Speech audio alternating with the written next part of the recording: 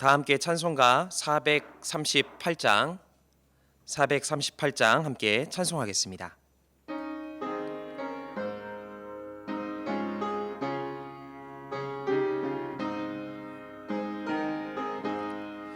내 영혼이 은총이 보증한 죄짐 벗고 보니 슬픔 많은 이 세상도 전국으로 화하도다. 할렐루야 찬양하세. 내 모든 죄 사함 받고 주 예수와 동행하니 그 어디나 하늘나라. 주의 얼굴 뵙기 전에 멀리 뵈던 하늘나라 내 맘속에 이루어지니 날로 날로 가깝도다. 할렐루야 찬양하세. 내 모든 죄 사함 받고 주 예수와 동행하니 그 어디나 하늘나라. 높은 산이 거친 들이 조막이나 궁궐이나 내 주 예수 모신 곳이 그 어디나 하늘나라. 할렐루야 찬양하세. 내 모든 죄 사함 받고 주 예수와 동행하니 그 어디나 하늘나라. 찬송가 406장 힘차게 박수하시면서 함께 찬송하겠습니다.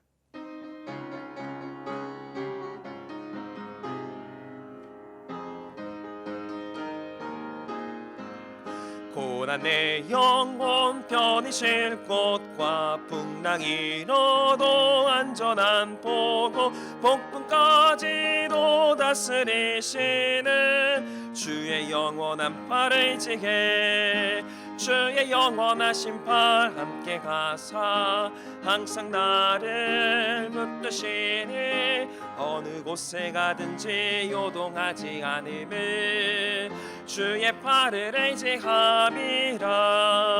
세상 친구들 나를 버려도 예수는 함께 동행함으로 주의 은혜가 충만하리니 주의 영원한 팔을 의지해 주의 영원하신 팔 함께 가사 항상 나를 붙드시니 어느 곳에 가든지 요동하지 않음을 주의 팔을 의지함이라.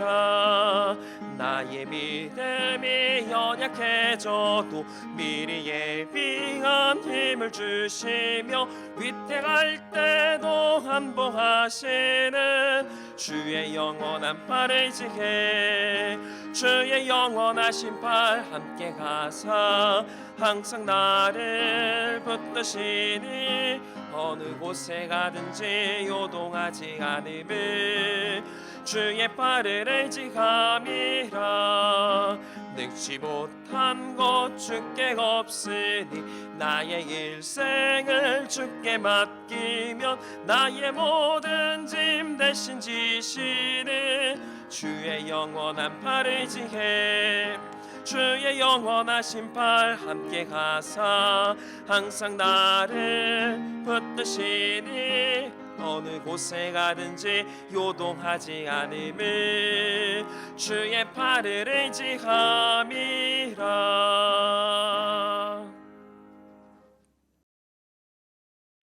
오늘의 성경 말씀은 신약 마가복음 1장 40절부터 45절까지의 말씀입니다.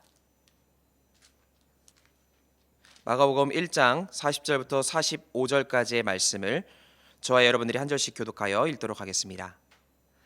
한 나병 환자가 예수께 와서 꿇어 엎드려 간구하여 이르되 원하시면 저를 깨끗하게 하실 수 있나이다. 예수께서 불쌍히 여기사 손을 내밀어 그에게 대시며 이르시되 내가 원하노니 깨끗함을 받으라 하시니 곧 나병이 그 사람에게서 떠나가고 깨끗하여진지라. 곧 보내시며 엄히 경고하사 이르시되 삼가 아무에게 아무 말도 하지 말고 가서 내 몸을 제사장에게 보이고 내가 깨끗하게 되었으니 모세가 명한 것을 드려 그들에게 입증하라 하셨더라. 그러나 그 사람이 나가서 이 일을 많이 전파하여 널리 퍼지게 하니 그러므로 예수께서 다시는 드러나게 동네에 들어가지 못하시고 오직 바깥 한적한 곳에 계셨으나 사방에서 사람들이 그에게로 나아오더라. 아멘. 할렐루야. 오늘도 하나님의 풍성한 은혜를 경험하는 복된 이 새벽 되시기를 주님의 이름으로 간절히 축원드립니다. 우리 몸에는 감각이라는 것이 있습니다. 오감, 즉 보고 듣고 냄새를 맡고 또 맛을 보고 만지는 감각들입니다. 만약 이 중에 하나라도 제 기능을 하지 못하게 된다면 어려움을 겪게 됩니다. 혹시 코감기나 또 때로는 비염으로 인해서 냄새를 잘 맡지 못했던 경험이 있지는 않으신가요? 심하면 맛을 잘 느낄 수 없고 또 이런 것들은 우리를 답답하게 만듭니다. 바늘을 찔러서 아픈 것도 고통스러울 수 있겠지만 반대로 감각을 느낄 수 없다라는 것도 큰 고통이 될 수 있다라는 것입니다. 오늘 본문에는 나병 환자의 이야기가 나오고 있습니다. 그는 감각을 느낄 수 없는 고통을 가지고 있습니다. 나병이란 감각을 느낄 수 없기에 상처가 나고 환부가 골마서 쉽게 알아차리지 못합니다. 그래서 때로는 신체의 일부가 썩어가고 절단을 해야 할 만큼 무서운 질병이라는 것입니다.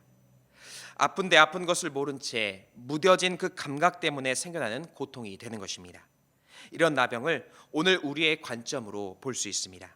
즉 하나님 앞에서 무뎌진 감각, 때로 죄를 죄로 인식하지 못하는 그러한 무뎌진 모습, 위기에 익숙해져서 활력을 찾지 못하고 또 소망을 품지 못하는 모습, 무뎌진 예배 생활, 또 때로는 식어버린 영성. 이처럼 오늘 우리는 육체의 무감각은 아닐지라도 정신적으로나 때로는 영적으로 무감각이라는 위기와 싸워가고 있다는 것입니다. 이런 우리에게 오늘 본문은 회복을 기대하게 하십니다. 나병처럼 무뎌진 우리의 감각이 주님으로 인해서 다시 깨워지고 회복되는 은혜를 우리가 누릴 수 있다라고 주님은 선포하고 계십니다. 그렇다면 구체적으로 주님의 회복의 은총을 우리가 누리기 위해서는 우리는 어떠한 믿음의 모습을 가지고 살아가야 하는 것입니까? 먼저 첫 번째는 주님께로 가까이 나아가야 하는 것입니다. 거리두기라는 이름으로 인해서 우리의 인간관계는 이전과 같지 않습니다. 물론 전화와 여러 매체로 다른 사람들과 소통을 할 수 있겠지만은 대면하여 만나는 것만큼 서로의 마음을 이해하고 또 사랑의 교제를 이루는 것은 참 쉽지 않은 것 같습니다. 즉 가까운 거리가 얼마나 소중한지를 다시 한번 깨닫게 되는 것입니다. 이러한 의미에서 우리와 하나님과의 거리를 다시 한번 생각해 봐야 하는 것입니다. 그리고 주님의 은혜와 또 축복, 또 회복을 누리기 위해서는 분명하게 주님과 친밀한 교제가 있어야 하는 것이고 그만큼 주님과 거리가 가까워야 하지 않을까를 생각해 보게 되는 것입니다. 오늘 보면 40절은 이렇게 기록하고 있습니다. 한 나병 환자가 예수께 와서 꿇어 엎드려 간구하여 이르되. 오늘 나병 환자는 예수님 앞에 가까이 나아왔습니다. 멀리서 소리를 지르며 거리를 둔 것이 아니라 주님 앞에 가까이 나아와서 그 앞에 꿇어 엎드렸다는 것입니다. 물론 이것이 나병 환자에게는 결코 쉬운 일이 아니었습니다. 왜냐하면 당시 나병은 전염의 위험으로 인해서 사회적인 격리를 실시했습니다. 다시 말하면 나병 환자는 당시 자신에게 주어진 사회적인 제약들 그리고 방해가 있었지만 주님께로 나아가는 데 있어서는 전혀 주저하지 않았다라는 것입니다. 오히려 적극적으로 주님을 더 가까이 찾아가기 위해 노력했다라는 것입니다. 그때 예수님은 가까이 나온 그를 보고 피하거나 모른 척하지 않으십니다. 본문 41절 말씀을 기록합니다.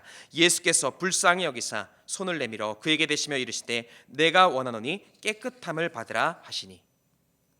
사람들이 멸시하고 천대했던 나병 환자지만 예수님만은 그를 불쌍히 여기시고 상처 입은 그를 어루만져 주셨다라는 것입니다.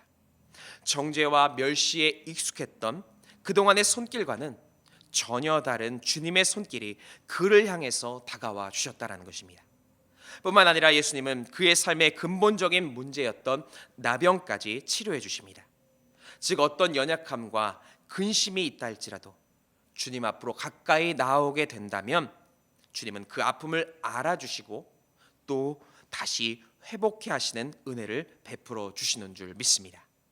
주님은 언제든지 다시 나를 받아주실 준비가 되어 있으시고 또 회복도 예비되어 있습니다. 중요한 것은 이제 내가 가까이 주님께로 나아가는 것입니다. 혹여나 주님께 나아가면서도 때론 과연 내 말을 주님이 들어주실까? 내가 이렇게 부족한 상태인데 어떻게 주님 앞에 내가 나아갈 수 있나라면서 우리가 주저하고 있을 때에 주님은 오히려 이때 내게 더 가까이 나오라라고 말씀하시며 우리를 초대해 주고 계십니다. 물론 나만 가까이 주님께로 나아가야 하는 것만은 아닙니다. 주님도 이미 나에게 가까이 다가오고 계십니다. 높은 보좌를 버리시고 친히 인간의 몸으로 오신 예수님, 그 예수님은 우리와 가까이 하시기를 원하시고 더 풍성한 회복의 은혜를 내려주시기를 원하십니다. 아무리 시대적으로 거리를 두는 것이 익숙해져도 주님과의 거리를 두는 일에 익숙해져서는 결코 안 되는 것입니다. 이럴 때일수록 더 주님을 찾고 의지하며 주님과의 거리를 좁혀가야 하는 것입니다. 그럴 때 회복과 치유의 역사가 우리의 삶에서 일어나게 되는 줄 믿습니다. 두 번째로 변화될 것을 기대해야 하는 것입니다. 회복의 은혜를 누리기 위해서는 필요한 것 중에 하나는 우리의 기대입니다. 히브리서 11장 1절 말씀에 믿음은 바라는 것들의 실상이요 보이지 않는 것들의 증거니라고 기록합니다. 즉 우리는 적극적으로 주님이 이루실 것을 기대하는 믿음을 가져야 한다는 것입니다. 오늘 본문의 나병 환자가 회복의 은혜를 누릴 수 있었던 이유가 있습니다. 그것은 곧 그에게 기대가 있었다라는 것입니다. 비록 주변의 환경은 그의 삶을 어렵게 만들었지만 그럼에도 불구하고 그는 수많은 장애물들을 뚫고 적극적으로 예수님 앞에 나아왔습니다. 40절 하반절은 기록합니다. 원하시면 저를 깨끗하게 하실 수 있나이다. 그는 모든 기대를 예수님께 걸고 예수님 앞에 나아왔습니다. 예수님이라면 나의 아픔을 치료해 주실 수 있다. 그리고 이런 기대는 곧 주님의 응답으로 이어진 것입니다. 이제 41절 하반절에 예수님은 기적을 선포하십니다. 내가 원하노니 깨끗함을 받으라. 나병이 그 사람에게서 사라지게 되었다라는 것입니다. 즉 기대하며 예수님께 나아갔더니 회복의 은혜가 임한 것입니다. 마찬가지로 우리도 주님 앞에 나아갈 때에 기대감이 있어야 하는 것입니다. 아무런 기대감도 없이 주님께 나아간다라는 것, 어찌 보면 주님께서 행하실 역사를 가로막는 가장 큰 내 안에 있는 장애물이 될 수도 있다는 것입니다. 주님의 능력은 아무것도 없는 이 땅에 천지를 창조하신 능력을 가지고 우리에게 찾아와 주셨습니다. 주님의 능력은 죽은 자를 살려내시며 병든 자를 고치시고 수많은 개인의 문제들도 해결해 주셨습니다. 뿐만 아니라 죄와 사망의 늪에서 우리를 건지시고 구원의 은혜를 베풀어 주신 것 바로 주님의 능력인 것입니다. 이런 주님의 능력이 임할 것을 우리도 기대해야 하는 것입니다. 고린도후서 5장 17절은 기록합니다. 그런즉 누구든지 그리스도 안에 있으면 새로운 피조물이라. 이전 것은 지나갔으니 보라 새 것이 되었도다. 분명 주님께 기대를 가지고 주님 안에 있다면 우리는 새로운 주님의 역사를 경험케 될 줄 믿습니다. 바라기는 주님이 이루실 것을 기대하는 믿음과 그 마음을 가지고 주님 앞에 나아감을 통하여서 하나님이 이루시는 기적과 같은 놀라운 역사를 경험하시기를 주의 이름으로 간절히 축원드립니다. 끝으로 한결같이 주님을 따라야 하는 것입니다. 우리의 신체의 감각은 점점 무뎌진다라는 특성을 가지고 있습니다. 어린아이들은 김치 한 조각을 먹는 것도 쉽지 않아서 물에 씻어 먹고는 합니다. 하지만 어른들은 김치를 물에 씻어 먹지 않아도 잘 먹습니다. 감각이라는 것이 무뎌지기 때문인 것입니다. 이런 삶의 지혜를 가지고 우리는 하나님과의 관계가 혹 무뎌져 있는 모습이 있지는 않은지를 점검할 수 있어야 하는 것입니다. 즉 주님은 한결같이 깨어있는 믿음을 우리가 가지고 있는가를 점검해 보기를 바라신다는 겁니다. 오늘 본문 말씀에서 나병 환자는 예수님에 의해서 고침을 받았습니다. 예수님은 나병 환자를 고치시고 난 뒤에 한 가지를 특별히 당부하십니다. 44절에 보듯이 이 사건이 일어난 것을 아무에게도 말하지 말라라고 말씀하십니다. 대신 제사장에게 가서 몸이 회복된 것을 확인받고 또 하나님께 감사의 제사를 드리라라는 명령이었습니다. 즉 자신의 고침받은 것을 가지고 사람에게로 나아가는 것이 아니라 하나님에게로 다가가라라고 말씀해 주신 것입니다. 하지만 그는 예수님의 말씀대로 제사장에게 간 것이 아니었습니다. 자신에게 이루어진 일을 여기저기 찾아다니며 소문을 내게 되었습니다. 사실 예수님의 기적을 전파하는 일 잘못된 것 같아 보이지는 않습니다. 그러나 이것은 주님의 뜻이 분명 아니었다라는 겁니다. 예수님께서 그에게 원하셨던 것은 고침을 받은 것에 대해서 하나님 앞으로 나아가서 감사의 고백을 드리라라는 것이었습니다.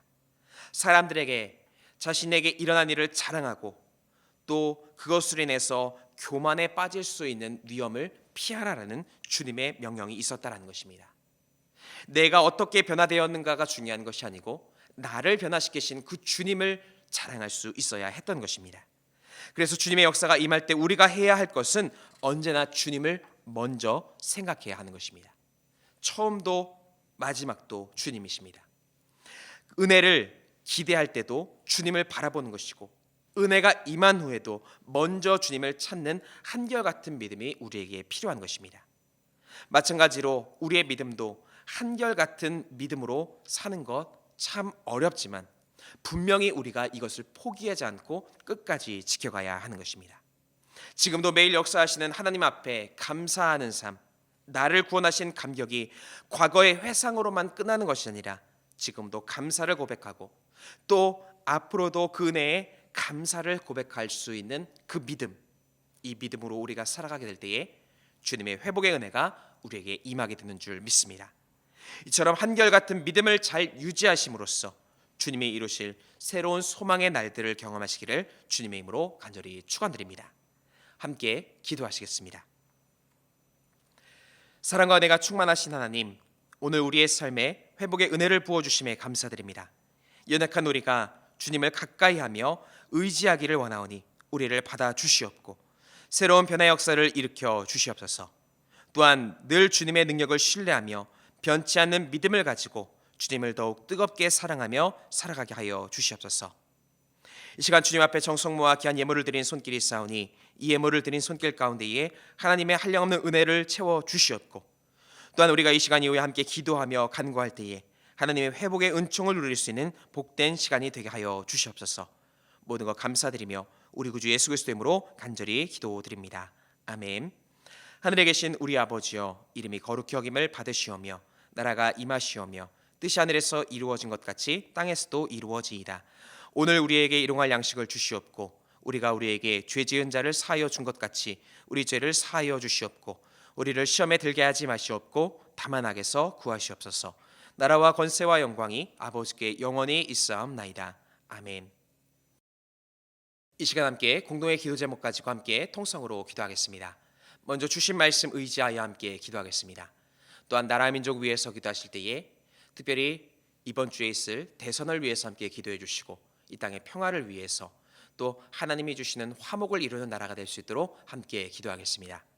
또한 교회를 위해서 기도하실 때에 우리 교회에 믿음의 선한 능력으로 승리하는 교회가 될 수 있도록 함께 기도해 주시고 다임 목사님의 신원의 강건함을 위하여서 또 모든 기관과 속회 선교회를 위해서도 함께 기도하겠습니다. 또한 우리 가정과 개인을 위해서 함께 기도하시고 또 이웃을 위하여 중보하며 기도하실 때에 병환 중인 환우들 또 어려움 가운데 있는 이웃들을 위하여 함께 중보하며 기도하겠습니다. 이 시간 함께 기도하겠습니다.